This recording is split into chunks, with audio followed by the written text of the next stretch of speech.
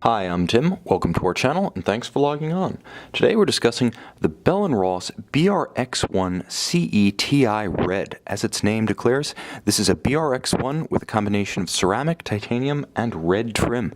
You can see and you can purchase this automatic chronograph on our website. Subscribe to our YouTube channel if you enjoy these videos, and please click on the card in the upper right-hand corner of the screen at any time during this video to see our complete listing for this watch with additional accessories included, high-resolution images, and naturally full pricing details for this Bell Ross limited edition of 250 pieces. Now on my wrist, 6 1/3 inches, 16 centimeters in circumference, you can see that this is the original 2005 BR01 heavily evolved to a modern aesthetic. Now this particular family debuted in 2014, so this is recent production from Bell Ross, and it speaks to the best of what they're doing now.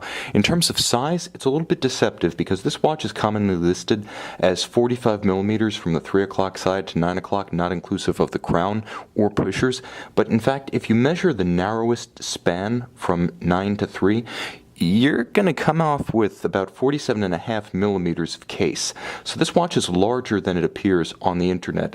Its listed size is not its true size. Now, lug to lug, it actually becomes a little bit more reasonable once again. 53 millimeters lug to lug on a watch of this size is not excessive, and because it is a cushion case more than anything else, it's actually a perfect square. You can see that because it is that shape, it sits lightly on the wrist, and the lugs are very short, strongly downturned, so they don't extend over the edge of the wrist so much as they slightly taper down and around the wrist. In terms of thickness, well, there's no two ways about it. The watch is thick. 15 millimeters thick. Its irregular case flank actually helps a sleeve jump up and over it. So while I don't say you could wear this with a tight dress cuff, you can wear it with a sport jacket or blazer without any kind of undue encumbrance.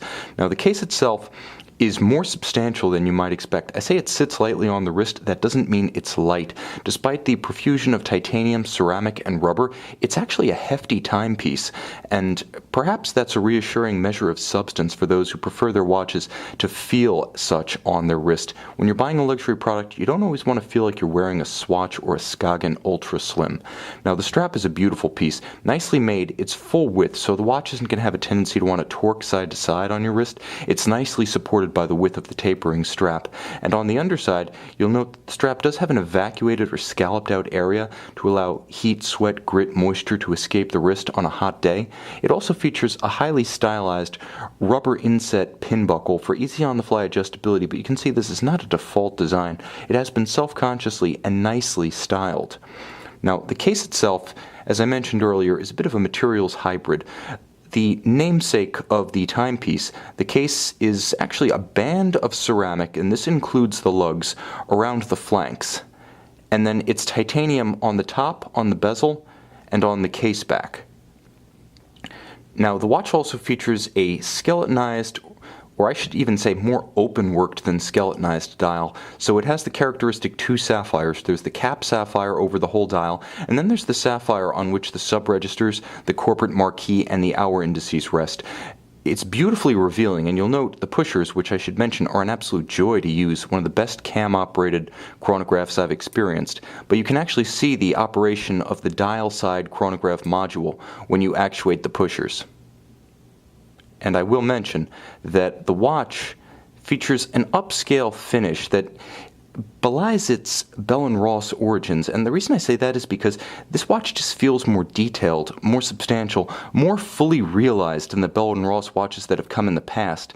And I have to say that it feels that way under the finger, actuating the pushers, operating the crown, holding and feeling the case lines. Everything about this watch feels an economic rung removed from where Bell Ross typically operates. So I really feel like this is a fantastic buy pre-owned because it represents the best of what Bell Ross is selling on the new retail side. And if you're familiar with the older watches, you need to really experience this watch to realize how big a step forward the company has taken in manufacturing quality and design detailing.